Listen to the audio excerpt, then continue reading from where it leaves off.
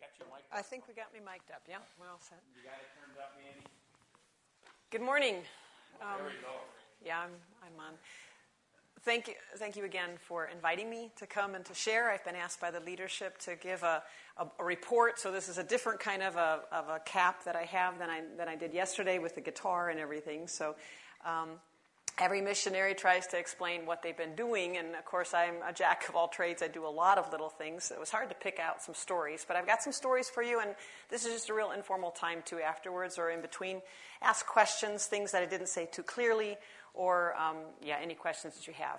First, I'd like to show you a video that was just put out. It's brand new from the mission that I am under, and that's Greater Europe Mission. They've been in Europe since after the war, and they're one of the few missions that is really only in Europe. They focus on Europe. They know Europe really well. And this is the first time in our history that we have a European president for the GEM mission. His name is John Burns, and he is from England. He said he was European president, but now after Brexit, we're not quite sure what's going to happen.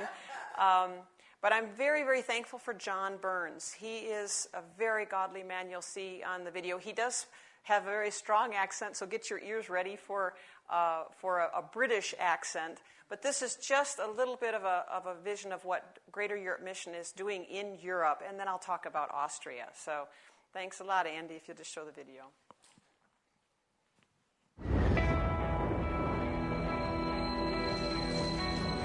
I think Europe's in such a crisis. I've never known Europe in such a state. I actually think Europe's the most needy place in the world spiritually.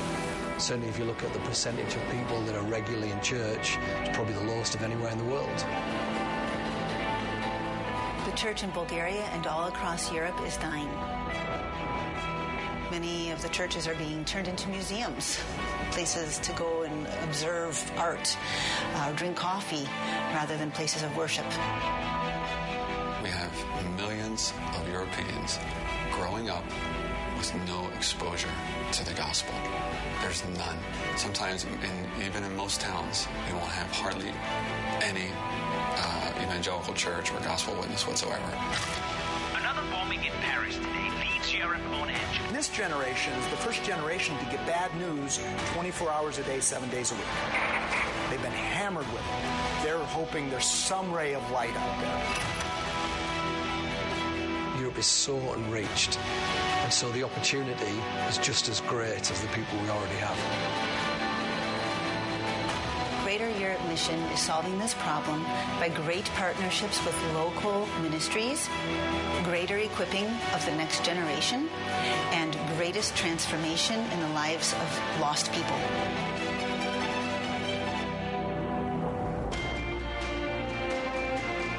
At Greater Europe Mission, the way we'll see this change in this generation is through great partnerships in Europe. Partnerships are totally important to me. We need partners of the local church so that we can collaborate in mission for a greater impact. By great partnership, we mean working together with other organizations on a larger level, on a national level, but we also have missionaries from other organizations coming in and serving directly alongside us. When we partner with the local church and we train local believers, they catch the passion and they themselves become disciple makers.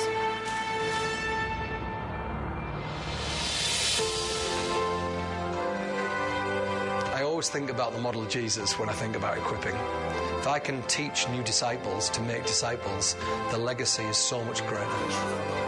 As they step up and step out with the gospel, they're bringing that to other people, but not just equipped to talk about who Jesus is, but can they equip other people?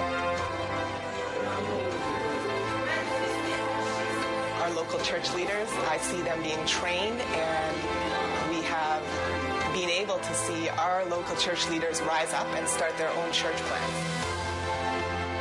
GEM has done an excellent job training us as missionaries in how to effectively share the gospel, how to train up disciples and followers of Christ so that they themselves can go and multiply.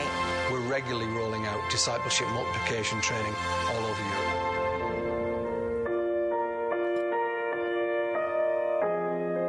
when I see these people equipped, it naturally leads towards greatest transformation because they're putting their faith into action. And faith put into action leads to the greatest form of transformation there is.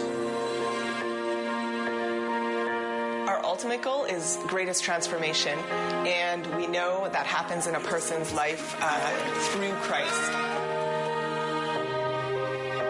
I'm desperate to see people's whole lives changed.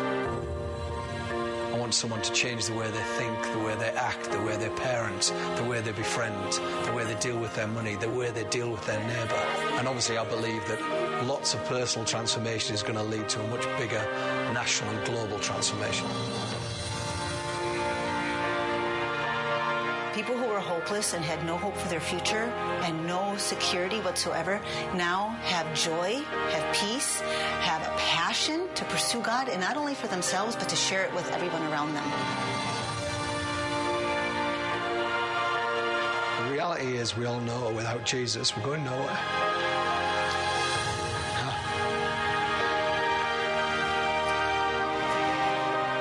We know the mess that our lives are without him. And so to be involved in one by one, seeing people change, finding hope. That's why I get up every morning. That's why we do what we do. We do this because we're desperate for people's lives to be transformed.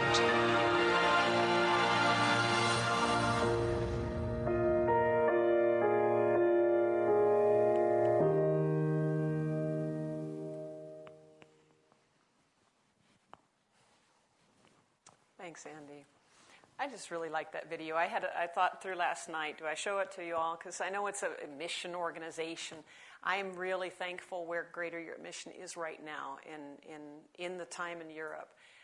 It's great to have leadership. It's great to have some focus. It's great to have support for me. I'm not alone on the field. We work together. And so some of the things I want to tell you about is the partnerships. So we'll switch back to the first the slide of what I do in Austria.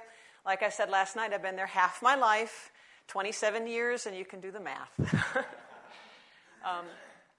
Austria is right in the middle of Europe. That's what they like to say.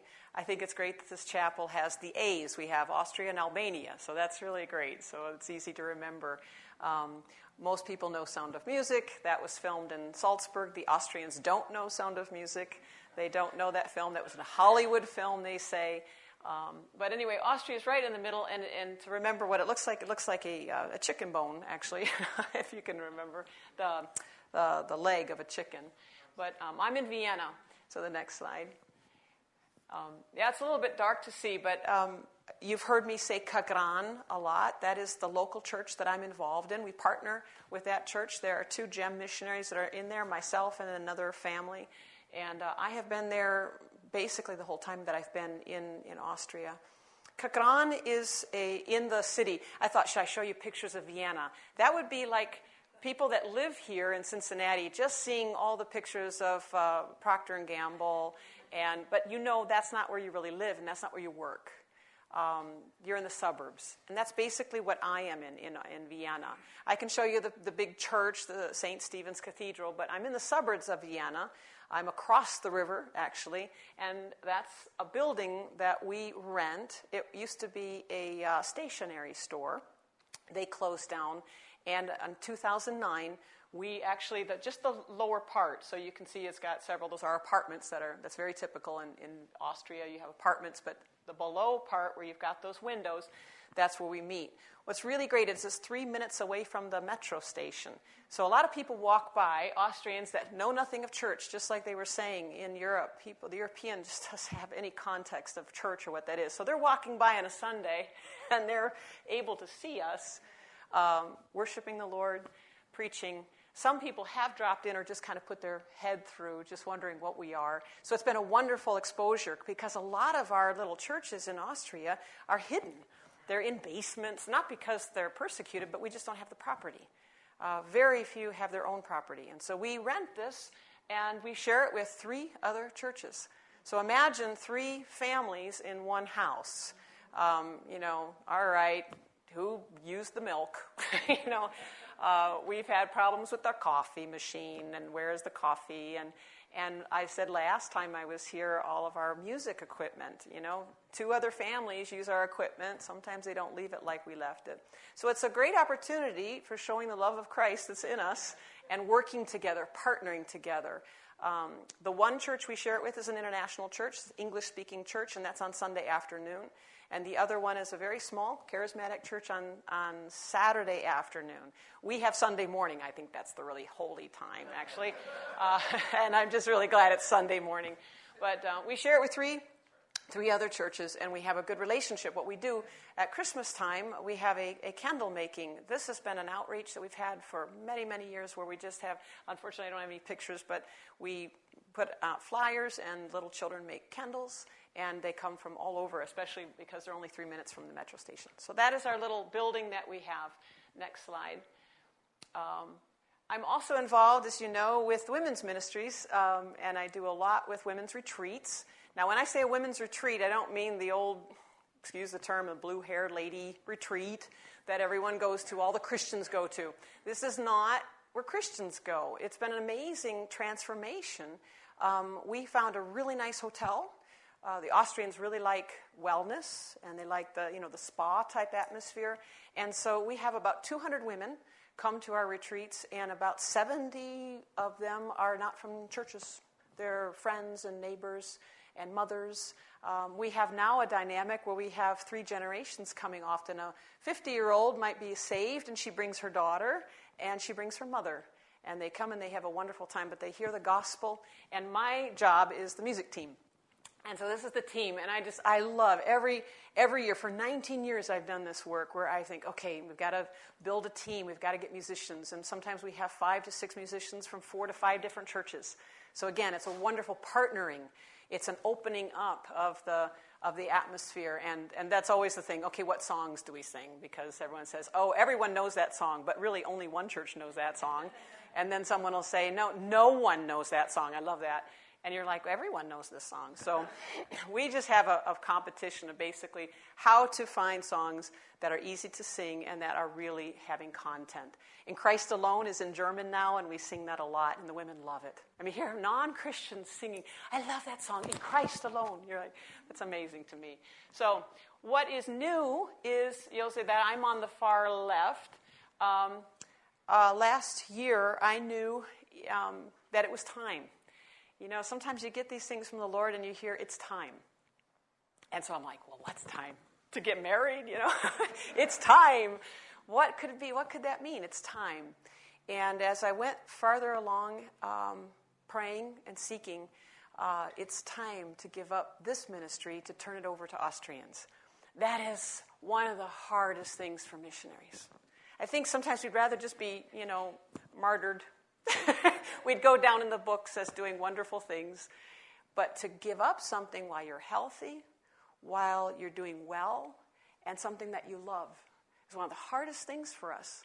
And it's a great challenge to figure out for the women I talked yesterday morning under that water line. It's a great challenge for what is my identity? What is my role? Is my identity in my role? Is my identity as a missionary or as, the great, music team leader? And the women love the music. What is my identity? And when I heard this from the Lord, I thought, this is going to be a tough one to give up. One of the hardest ones I've given up. The one in the not next to me, but the one in the middle, I don't have a pointer. Her name is Magdalena. She is in our church in Kagran.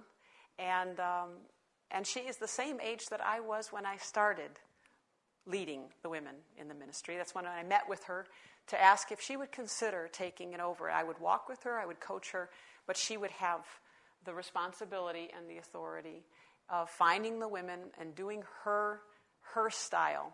And she said, well, if you walk with me, don't leave me alone, but if you walk with me. So pray for Magdalena. She's going to take it over next year. I'm going to be a normal participant. I don't know what that looks like, but I'm excited about it because it's also showing Austrians, it's giving them an example of this is how you do it. This is multiplication. This is not about the missionary. It's about something much bigger than that. It's about God's kingdom and preparing the Austrians. Magdalena, an interesting thing, you have American's Idol. How do you call it? American Idol. They have in Austria Starmania. That's what they call it. Instead of Austria Idol, they call it Starmania. Before Magdalena was a Christian, she was on Starmania, and she made number 6. For Austria, we're a small country, but that's a big thing. And then she became a Christian, and it turned her whole life around. She had to learn how not to perform and how to lead in worship. Now imagine that. The first couple of times were a little bumpy. She announced the songs, and she said, okay, in the next number, I'll never forget, I just died. The next number, yeah. And she thanked everyone for coming to the gig. And I was just like, okay, we'll get the language down. We'll get it down. She is she's a mother of 2. She has a husband who believes the Lord and is walking with him. They have really transformed. The Lord has transformed their lives. I'm very, very, just so thankful for her. And anyway, that's Magdalena. So that's the new thing, is this, after 19 years, I have given that ministry up. I will be involved in a lot of other things. There's always plenty to do in God's kingdom, if it doesn't matter what title you have. And so I'm really excited about that, but that was a real tough one for me in my heart. Okay, the next slide. So growth is a good problem for the women's retreat. We were growing, and we don't have the room in the hotels. And so we met as committees from all over Austria. We met in Salzburg, and a woman from Germany came to help us determine, well, what direction are we going to go? And so we did the Walt Disney method. A dream was born out of the Walt Disney method. I did not know this method. It's a great thing. Even the chapel could use it when you're going into a direction or you don't know what direction you're going into. Walt Disney, when he was doing a new film, it was known that he would have 3 different rooms. The first room would be called the dream room. And that's where all the creative people would just be allowed to come in, and they would make all their ideas. And there was only one rule: no criticism. So everything's allowed. You dream. You have to dream big, And then the second room was the realist room. Then they were able to say, okay, from what we dreamt about, or what we dreamed about, what is realistic? What can we do? Can we actually make that film? And the third room was the critic room. And that was really where you were going to look at very critically, is this even something that we could produce? So this woman from Germany made us go through the Walt Disney method. As 20 women from all over Austria. I was the only missionary. It was all Austrians. And we went through the Walt Disney method. Let's just dream big. So the first couple of dreams that I heard from Austrians, I was a little nervous. And after about 2 flip charts of dreams, I was really nervous. Because I'm like, I didn't realize how realistic I am. I realized, but you can't criticize. So they're dreaming. And this is interesting, to hear nationals dream. To let them dream. To let them say what they want. One woman, I think we should have 2 women's retreats per year. And I'm thinking, 2 music teams. 2 music teams, I've got to do this, I've got to do that. But you can't criticize. You got to sit there and smile and think, oh, that's interesting. And so anyway, they were explaining, one woman said, we need a cruise, a Christian cruise. I'm like, a Christian cruise? So, but I didn't. And you're hearing them dream. And it was really a very humbling experience for me to hear what they had to say. They wanted depth. They wanted good teaching. They wanted to continue with the music. They wanted to reach refugees. How do we get the costs down so that we're not just all white Austrians? It was fascinating to hear them. And I was really touched. The Walt Disney method. Then we went to the realist room. The cruise was pretty much struck from that point of view. We didn't have any cruise anymore. And the 2 a year was going to be a little bit too hard. But you see, what it did is it opened up a lot more room to think and to let God lead. And the realist room then was more, we had flip charts, not rooms. But, one of the things that I thought was really important is that, what do I dream for Austria? What is my dream? What is really my path? What has God called Lisa to do in Austria? And I didn't think bigger and better. I didn't think of a big conference, I thought smaller. I thought, I really want to reach the Austrian leaders, the women leaders that are exhausted. And if they're anything like the American Christian women, you're tired. You've got so much, you came off of camp. You've got so many projects and programs, plus you've got your husbands and your wives, and you've got everything else and your kids, and you're tired. And somehow you're supposed to maintain your walk with God. And so I went up in front of the Austrians and I said, I just have a vision or a dream. I'd like to minister to the leaders. I'd like to minister to people like you.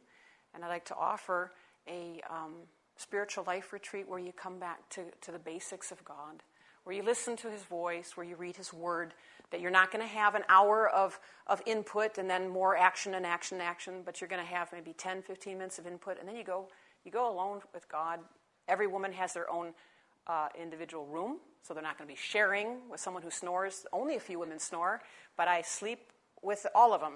That too. It's amazing. But you're going to have your own room, and you're going to have a little table, and you're going to have your Bible, and you're just going to be decompressing with God. And that was my dream. And everyone was silent. And so at the end of this weekend, we voted on whose dream, what direction we were going to go in. And I thought we were going to go in a larger direction. And it was unanimous. All the women wanted a spiritual life retreat. So the next slide. You can't see it too well. That is a monastery on the mountains of Salzburg. And not many Catholic monasteries like evangelicals, but some work with us. And they have offered this to us. We have 15 rooms, and we will start in January. First time, so pray. This is a prayer request. We're going to keep it small. So we have 4 leaders, and we have 11 people we're going to open it up to, and the first 11 are going to be the women's committees. But this is something we want to offer, and I'd like to offer every year, and maybe twice a year. Something where people can just come. It's not going to be action. It's not going to be more input. It's going to be more listening to God and getting people rejuvenated for their walk with God. Does that sound good for someone? Would you guys like to do that? Come, sign up. Just to come, not to do, no crafts. No, yeah, I'd never liked crafts anyway. No crafts. No workshops, no activities. But I have 3 people on my team, and none of them have done this before. I've been involved in this. I've done something similar to this in English, but all the other 3 women are willing to help, but they have no idea what this is going to look like. So that'll be in 20 January, and it's called, we named it The Invitation, because we didn't want it to sound like something you got to do. Even a retreat sounds, even though a retreat should be a retreat, it's usually not. It's a lot of hectic work, and so we called it The Invitation, come to me. The invitation to listen to God's word, the invitation to be, and the invitation to respond. And so we're still working on the word in German and respond, because respond sounds like it's performance, and we don't want that. So anyway, that was that thing. So I'm moving out of the large women's retreat, and I'm moving into a much smaller thing, and I love this idea. Okay, next slide. Hope for the Wounded, just very briefly, because you've heard that a lot from me. This is what I do.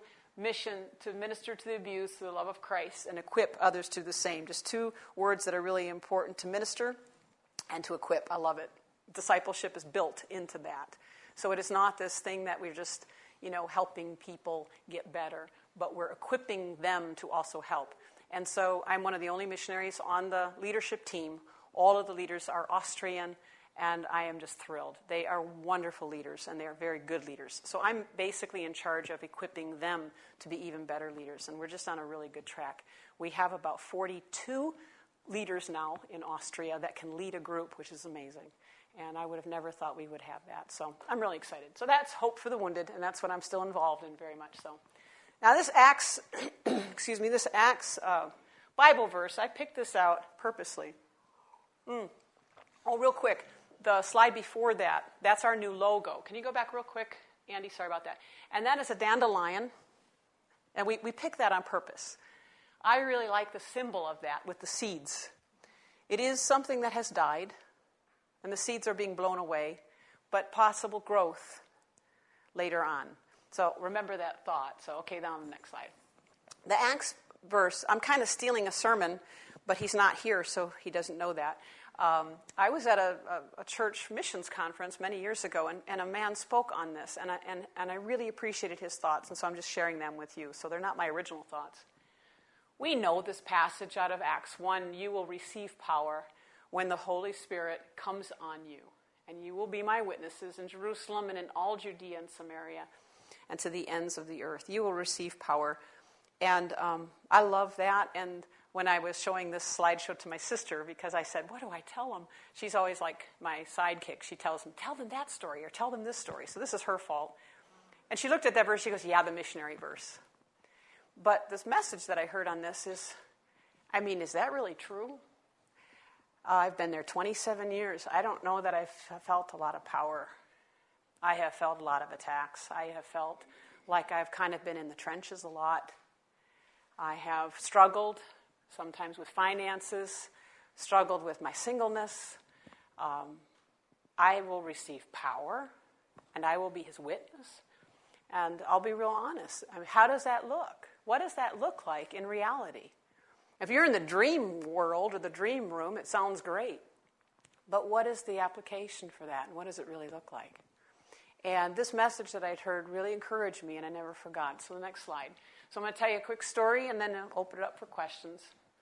Helga Leeson Irmi, the woman on the left, Irmi, Irmgard, 1986.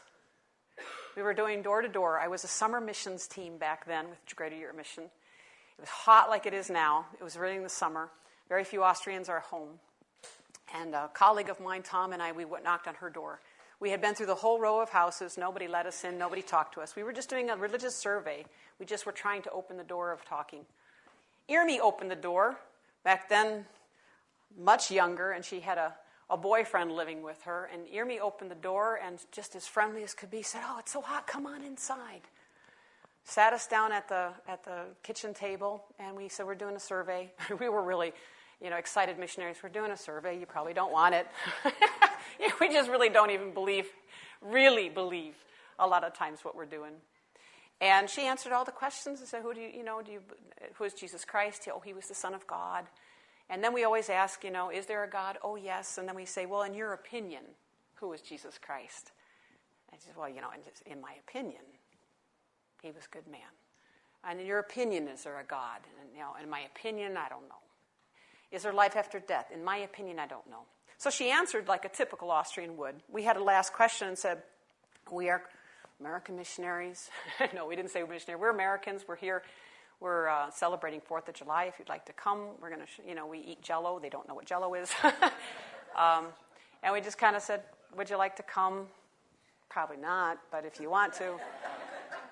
I really just, and she said, yeah. And she looked at her boyfriend. She said, sounds great. You got to be kidding. What's wrong with you people? They came. Missionaries worked 2 years in follow-up, going. They were professional dancers, believe it or not, with the Latin dance. They went to their shows. They got married. They got baptized. They had 3 daughters. And when I returned to Austria 6 years later, as a missionary, she was teaching Sunday school, and she said to me, "I remember you." And I said, "I remember you too." And she said, I thank the Lord. You say in German, Gott sei Dank, which I thank God, to God be the thankfulness that you came to the door that day. So Irmi and I became friends. And Irmi's oldest daughter was in kindergarten. Now, kindergarten in Austria is from 1 to 5. That's entering this woman would be on when I'm standing here on my right. I'm really bad with my right and left. Helga. Helga's daughter, Pia, and Irmi's daughter, Anna, were in kindergarten together. Now, Irmi is just this wonderful, friendly Austrian, just inviting us in, and that's what she did when she became a Christian, just a friendliness. So she and Helga became friends because their daughters were friends. And she invited Helga to this. So the next slide, please. Those are the daughters now, grown. Anna and Pia, best friends since kindergarten. We went to an Advent market, and there was this big throne, and they said, let's have our pictures taken. So Anna and Pia. Anna is on this side. She's Irmi's daughter. Pia is on this side. She's Helga's daughter. So Irmi invited Helga. Now remember the Bible passage. You will receive power when the Holy Spirit comes on you, and you will be my witnesses. And remember the little seed that just is flying all around. So they became good friends, and Irmi asked Helga to come to a Bible study. Helga said the typical thing, "Oh, thank you. I already go to church at Christmas." She still tells that. She said, I went at Christmas and Easter, and that was enough. It's a very similar culture to Cincinnati, by the way. That's part of it. It's there, but it has absolutely no meaning in your life.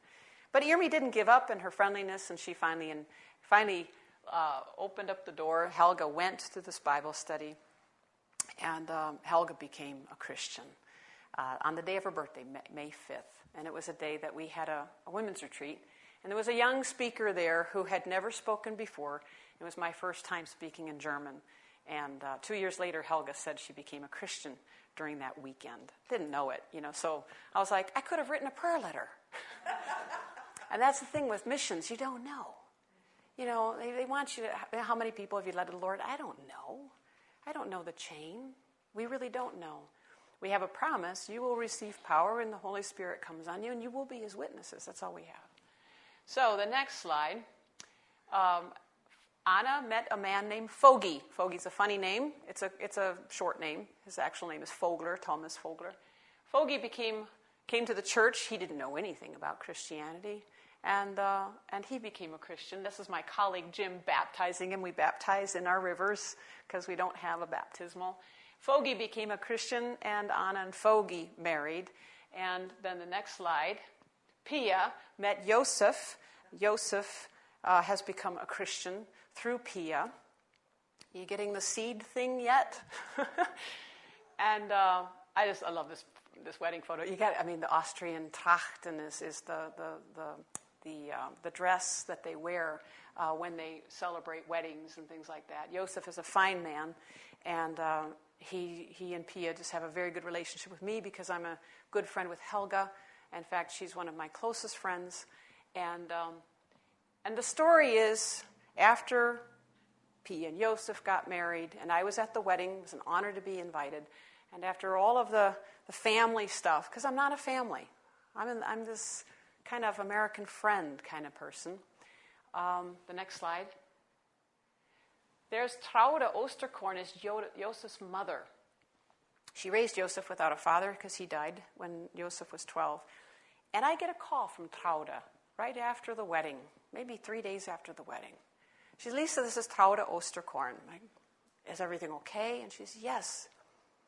And then she said something I'll never forget. And my sister said, you got to tell them this. She said, Lisa, I want to thank you for bringing the faith to Austria. And I said, wow, I didn't do that. That is not me. What she meant is she was able to see the domino effect. She was able to see the seeds. She said, Joseph told me that Pia's family didn't used to know Christ, and then they became a Christian through Irmi. But then I heard that it was because of door to door through Irmi and Irmi's family, and because of over 30 years ago, going door to door, and I just see it. I see it so clearly. I've used to read the Bible, she said, but now it's more clear. And Joseph, did you know there's a Bible app? She said, Joseph reads it to me every morning now. And I wanted to tell that story because if you're a missionary and you're only there for a 2-week time, you don't see this. You could have planted the same kind of seeds, just like you do at camp. You plant a lot of seeds. And you have conversations that they may be eternal conversations that you really don't know about. And every once in a while, God lets us see it. Every once in a while, he lets us see what he's doing. And I think a colleague of mine said, he doesn't show us all the time because he is jealous of his glory. And I thought, yeah, that's true. It is not about, and that's why it was hard to tell this story. It's not about, and look what all I did. This is God doing what he does, transforming people one life at a time. Europe is not net fishing, we say. It's one fish at a time. I don't know if that's like that in Albania, but it's just one fish at a time. It's not. We're not going to have this huge bunch of a net full of fish.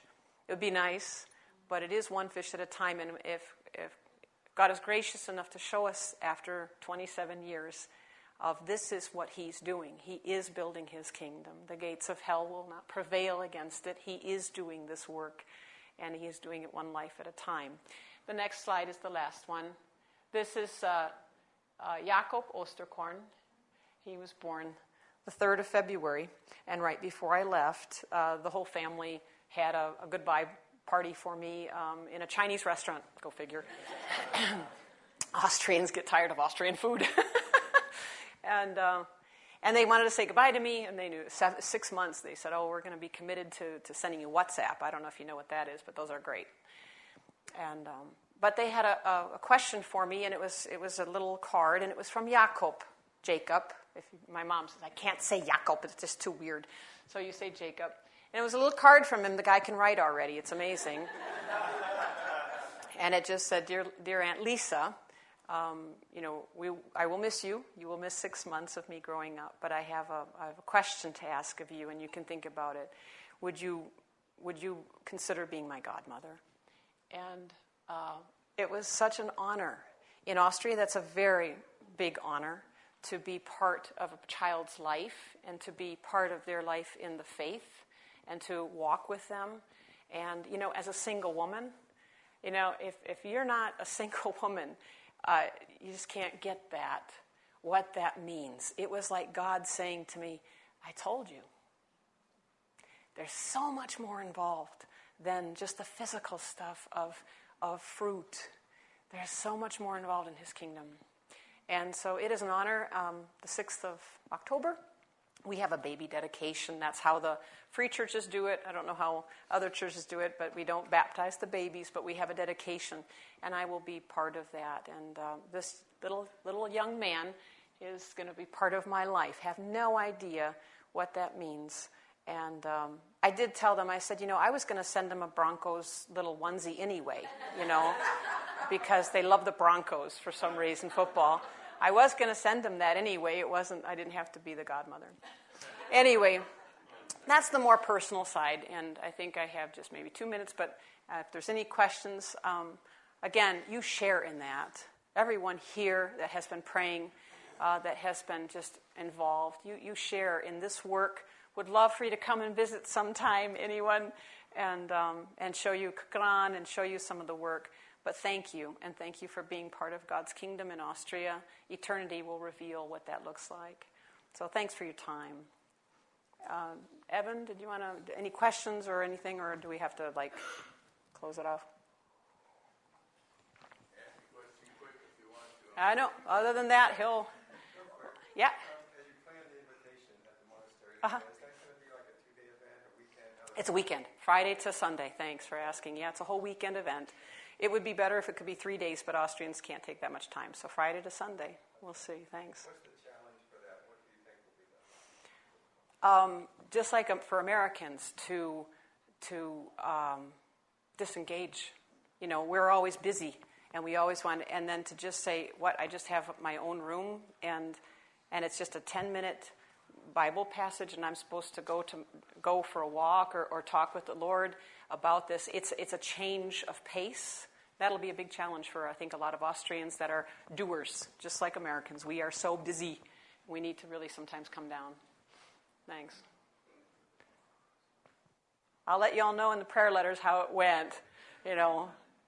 It's a challenge. It'll be a challenge to lead that. So, okay. Yeah. My wife's going to be really sorry that she missed your presentation. She's upset. It was such a touching presentation. Thank you. I'll tell my sister. I'll tell her that. Thanks. Yeah, it is, because I really didn't know. I thought I wanted to be, just really honest. Okay.